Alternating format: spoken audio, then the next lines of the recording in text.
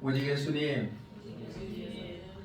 오늘도 거룩하고 복된 주의 날을 맞이하여 주의 전에 나와 예배하고 또한 영상을 통하여서 예배하는 여러분들 심령과 삶 가운데 예수님의 탄생의 기쁨이 함께 하시기를 주님의 이름으로 축복합니다.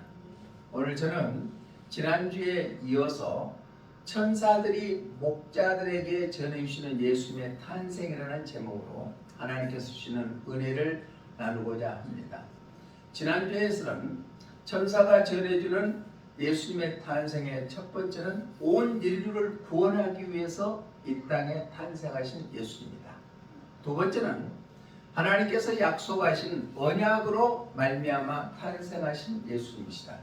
세 번째는 하나님을 믿는 백성들에게 왕으로 주인으로 오시는 예수님의 탄생의 의미를 알아봤습니다. 이어서 천사가 목자들에게 전해주는 예수님의 탄생 의미 두 번째로 예수님이 하늘 보좌를 버리시고 이 땅에 천한 몸으로 오셔서 모든 인간들이 죄 가운데서 허덕이고 또 사망의 늪에서 빠져있는 우리 인간들을 구원하기 위해서 말구유에서 탄생하는 그 예수님의 탄생에 대해서 함께 은혜를 나누고자 합니다. 하늘에서 천사가 깜짝 놀라게끔 나타나서 목자들에게 말씀하시는 그 내용이 바로 목자들에게는 벅차는 가슴을 안겼을 겁니다. 그 정도로 예수님의 탄생은 우리가 상상할 수 없는 아주 놀랍고 경이로운 사실이 예수님의 탄생입니다. 왜? 예수님께서 하나님 자신이면서 인간의 몸으로 이 땅에 오셔서 하나님의 아들로 태어나셨기 때문입니다. 역사적으로는 도저히 이해가 되지 않는 일이죠. 그러면 천사들이 목자들에게 전해주신 예수님의 탄생 첫 번째는 어떤 것인가? 바로 초자연적인 하나님의 역사로 탄생하셨다. 우리가 상상할 수 없는 일로 인해서 태어나셨다. 그래서 천사가 바로 목자들에게 하시는 말씀이 너희에게 표적이라 라고 말씀하고 있습니다. 우리 본문 12절 한번 읽어봅니다. 시작.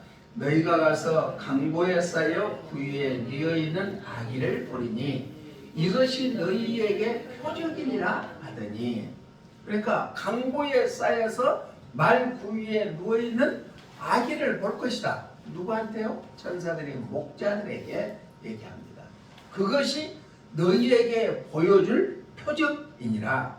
이 말씀은 표적은 헬라어로 세메요이라는 단어를 쓰고 있는데 기적이고 표시고 지시입니다.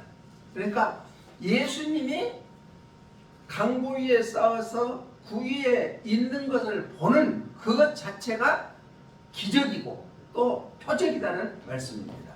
자연적으로는 도저히 이해할 수 없는 하나님의 기적이다. 예수님이 강보에 쌓여 그 위에 누우신 사건이 우리에게는 표시로 나타났다는 얘기입니다. 그냥 기적이 아니라 구속사적인 의미로 봤을 때는 죄 가운데 있는 우리를 구원하기 위해서 인간의 몸으로 이 땅에 오시는 아기의 탄생이다. 이것이 경이로운 일이라는 것입니다. 자, 창세기 1장 1절의 말씀에 보면 어떤 말씀이 있어요? 태초에 하나님이 천지를 창조하십니다. 자, 하나님의 말씀으로 천지를 창조하는 것 그 자체가 기적입니다. 그거 믿으시죠? 태초에 하나님의 천지를 창조하신 거 믿으시죠? 그것을 인간의 힘으로 자연적으로는 도저히 일어날 수 없는 것이다. 빛이 있으라 하니까 빛이 있고 만물을 말씀으로 창조하시는 분이 하나님이시다. 우리가 인간적으로는 이성적으로는 도저히 이해할 수 없는 것이 바로 기적입니다. 아기 예수가 이 땅에 태어나는 것 그 자체도 바로 기적이라는 사실입니다. 이스라엘 백성들이 애굽에서 430년 동안 종살이하다가 하나님의 은혜로 말미암아 해방됐습니다. 그래서 애굽을 나와가지고 적과 꿀이 흐르는 가나안 땅에 가기 위해서 나왔는데 앞에는 홍해가 가로막혀 있었습니다. 뒤에서는 애국 군대가 쫓아옵니다. 그때 하나님께서 모세 지도를 통하여서 홍해를 가르는 기적을 나타냈습니다. 이것도 인간의 생각으로는 도저히 이해할 수 없는 거였죠. 왜?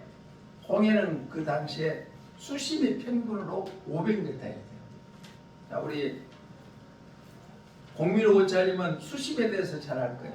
500m가 밑에가 평균으로 그렇게 있고 길이가 한 3km 정도 되는 홍해의 길을 내서 이스라엘 백성들이 건너겠다는 거예요. 출애굽기 14장 21절 한번 읽어봅니다.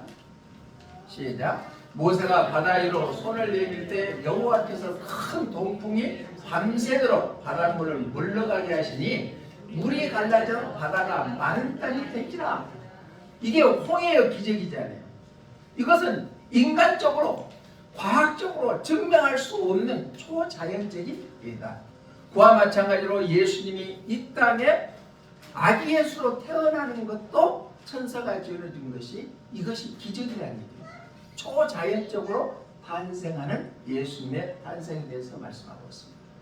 또 이스라엘과 모리아가 아모리 족속하고 전쟁을 했을 때 하나님 앞에 아모리 족속을 이길 수 있게끔 해달라고 기도하니까 하나님께서 해를 멈추게 만드셨어요. 또 달이 멈추게 만든다. 그러니까 태양의 자전을 못하게, 달의 공전을 못하게 중지시키는 사건이 있습니다. 우리 여호수아서 10장 12절로 13절 한번 읽어봅니다. 시작. 여호와께서 아모리 사람을 이스라엘 자손에게 넘겨주시던 날에 여호수아가 여호와께 아뢰어 이스라엘의 목전에서 이르되 태양아 너는 기둥을 위해 머무르라. 달아 너도 아얄론 골짜기에서 그리할지어다 하며 태양이 머물고 달이 멈추기를 백성이 그 대적의 그 원수를 갖기까지 하였느니라.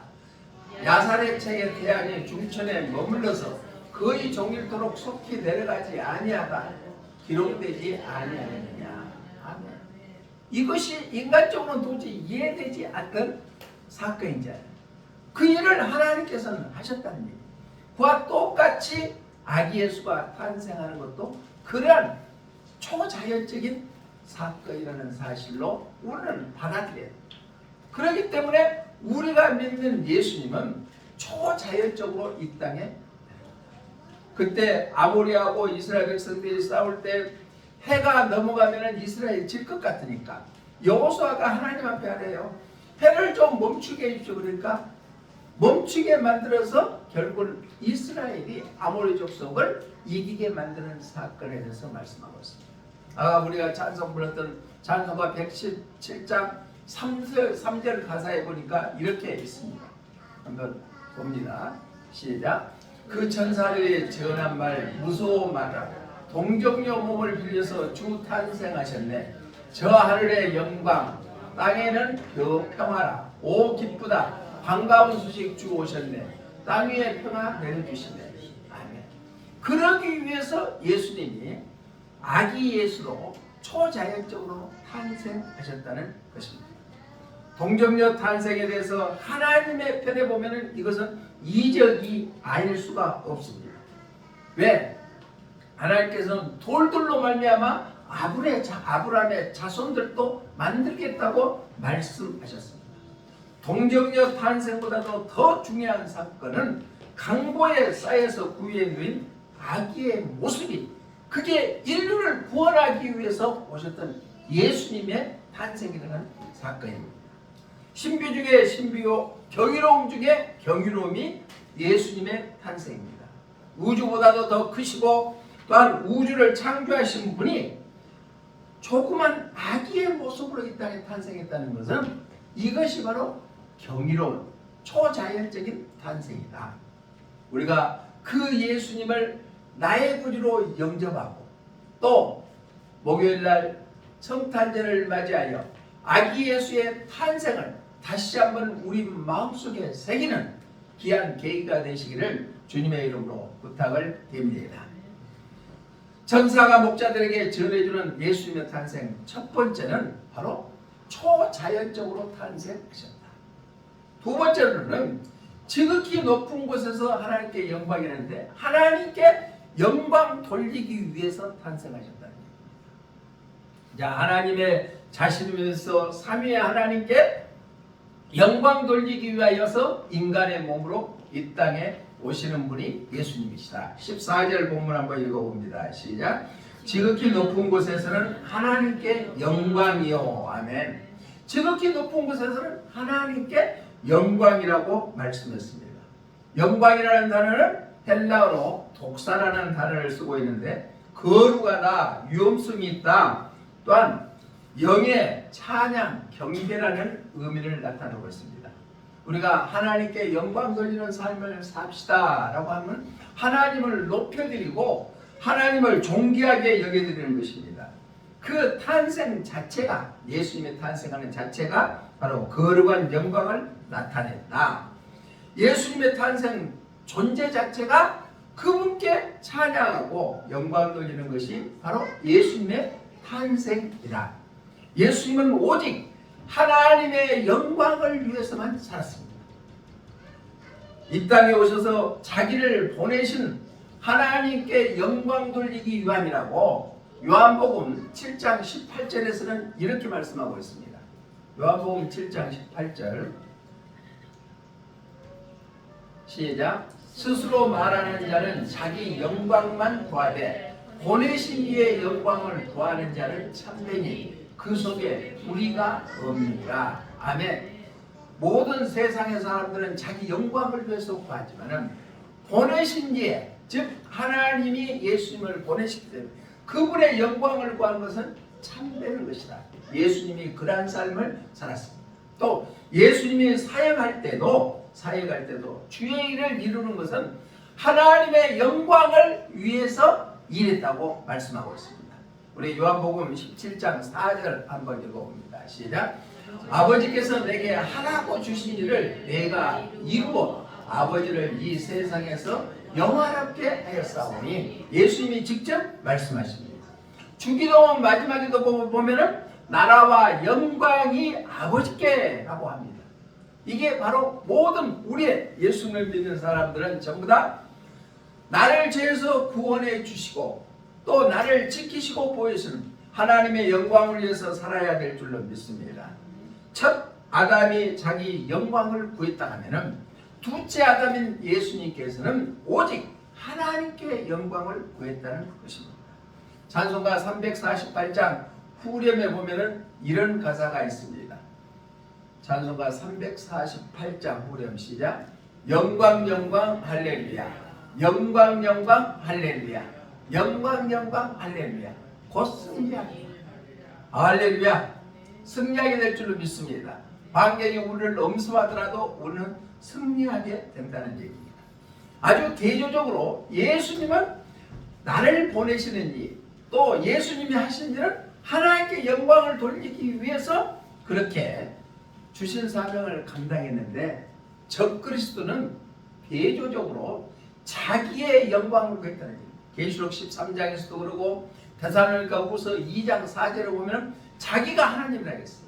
자, 데살로니가후서 2장 4절 시작. 그는 대적하는 자라 신이라고 불리는 모든 것과 숭배함을 받는 것에 대항하여 그 위에 자기를 높이고 하나님의 성전에 앉아서 자기를 하나님이라고 내세웁니다. 아멘. 이게 적그리스도라는 얘기예요. 예수님을 대적하는 것이다. 자기가 예수님이라고 하는 사람들이 전부 다 누구예요? 이단자들입니다. 이단자. 자기가 예수님이라고 자기가 하나님이라고 하는 사람들은 뭐 문선명이나 이만이나 할 것 없이 전부 다 이단들은 하나님께 영광 돌리고 예수님을 찬양하는 것이 아니라 자기를 드러낸다는 것입니다. 또 종말장이라고 하는 마태복음 24장 15절에 보니까 이렇게 말씀합니다. 시작. 그러므로 너희가 선지자 다니엘이 말한 바 멸망에 가져가는 것이 거룩한 곳에 선 것을 보거든. 그러니까 멸망에 가져가는 것들이, 즉 예수님을 대적하는 적그리스도들이 바로 자기가 거룩한 것에 서서 자기가 거룩하다고 뽐내고 있다는 것입니다. 자기를 높이고 자기를 신격화하고 우상하고 자기의 영광을 위해서 하는 것은 전부 다 마귀 됐다.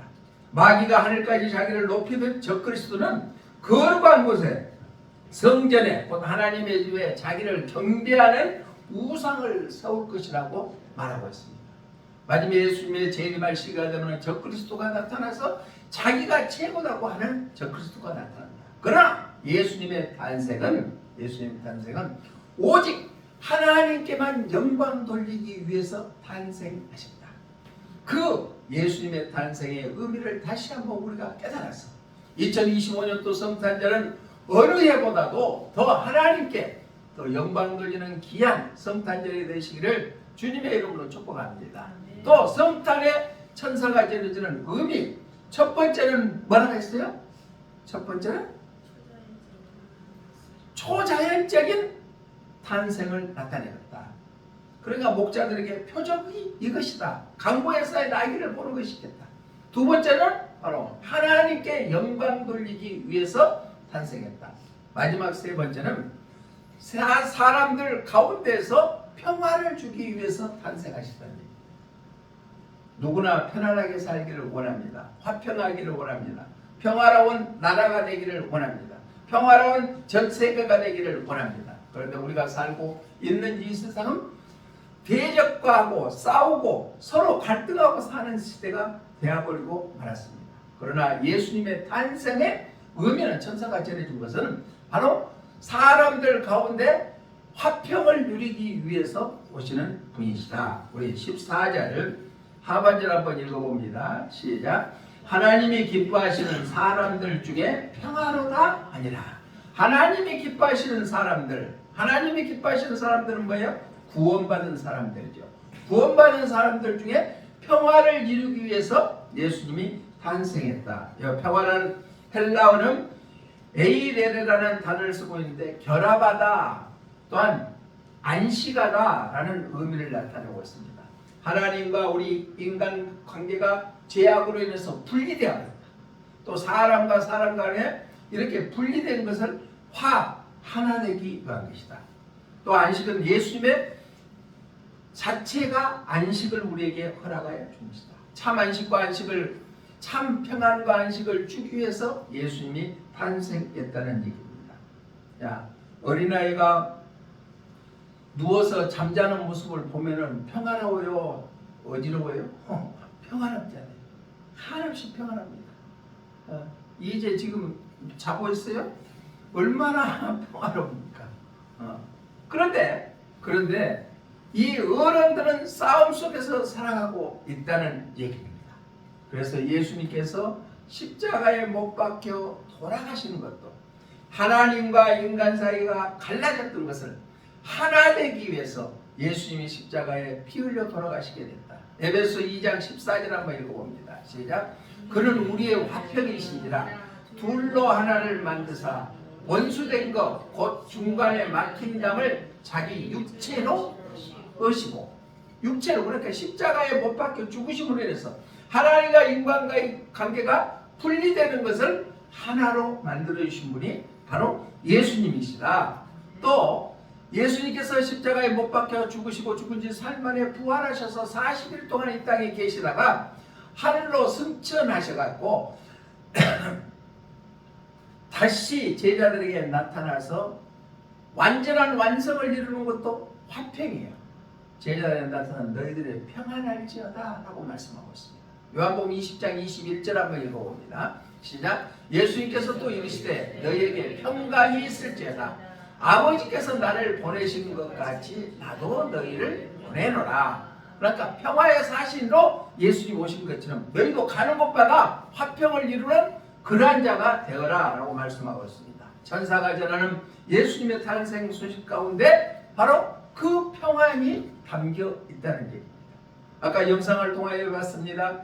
연합군과 독일군이 싸울 때 크리스마스 이브날 1914년 성탄절 이브날에 독일군인 병사 중에서 고요한 밤 거룩하면 찬양을 하니까 그 찬양을 들었던 연합군들이 같이 화답해 가지고 서로 총을 쏘고 죽이는 그런 관계에서 하나가 되어 가지고 그날만큼은 평화로운 하루가 되었다. 이게 바로 예수님의 성탄이 가져다 주는 우리에게 의미인 줄로 믿습니다. 세계에서 유일하게 분단국은 우리 대한민국밖에 없습니다. 한 민족이면서도 서로가 서로를 경시하며 대적하고 대치하고 있는 이러한 분단국, 언제 전쟁이 일어날지 모르는 그러한 절박한 상황에 있습니다. 또 그뿐입니까? 우크라이나 또한 러시아와 전쟁이 계속 이루어지고 또 태국과 캄보디아가 계속 서로 전쟁을 하고 또 얼마 전에 호주에서 해변에서 총기 난사를 위해서 20여 명이 생명을 앗아가는 사건이 있습니다. 우리가 살고 있는 이 시대는 세상은 끊임없이 이렇게 다툼과 또한 분열과 또 서로의 갈등 가운데 살아가고 전쟁 가운데 살아가고 있습니다. 이러한 문제를 해결하실 분은 오직 예수님 한 분밖에 안 계신 줄로 믿습니다. 참 평화는 예수님의 제 이름으로 이루어질 것입니다. 천년왕국에서 눈물도 슬픔도 곡하는 것도 애곡할 것도 없는 것을 이루어내신 분이 예수님입니다. 그러면 우리가 가야 될 장차 가야 될 천국도 보면 그곳은 슬픔도 눈물도 고가는 것이고 아픈 것도 어려운 것도 없는 그곳에서 우리가 영원히 안식한다는 사실을 우리가 기억해서 일상 살아가는 동안에 좀 힘들지라도 예수님 잘 믿어 천국 가는 우리 모두가 되시기를 주님의 이름으로 부탁을 드립니다. 예수님의 탄생에 천사들이 목자들에게 전해주는 그 소식, 첫 번째는 예수님께서는 초자연적으로 탄생하시는 분이다. 또 두 번째는 하나님께 영광 돌리기 위해서 이 땅에 탄생하셨다. 세 번째는 하나님을 믿는 백성들에게 평화를 주기 위해서 예수님이 탄생했다. 그 탄생의 의미를 우리가 깊이 새기면서 2025년도 성탄절은 어느해보다도 더 뜻깊고 의미 있는 성탄절이 되시기를 주님의 이름으로 부탁을 드립니다. 기도하겠습니다. 살아 역사하시는 하나님 아버지 은혜를 감사드립니다. 오늘 천사들이 목자들에게 예수님의 탄생을 알리는 내용에 대해서 다시 한번 상고했습니다. 예수님의 탄생은 인간적인 생각을 뛰어넘어서 초자연적으로 탄생하신 분이고 그뿐만 아니라 하나님께 영광을 돌리고 이 세상에 예수님을 믿는 자들에게 평화를 주기 위해서 탄생했습니다. 그 예수님을 나의 구주로 영접하고 다가오는 성탄절을 맞이할 때 의미를 깨달아서 하나님의 거룩한 뜻을 이루고 하나님께 영광 돌리고 또한 우리를 통하여서 주위의 많은 사람들에게 평안을 줄 수 있는 귀한 성탄절이 되게 하여 주시옵소서. 다시 오실 예수님 이름으로 기도드리옵나이다. 아멘.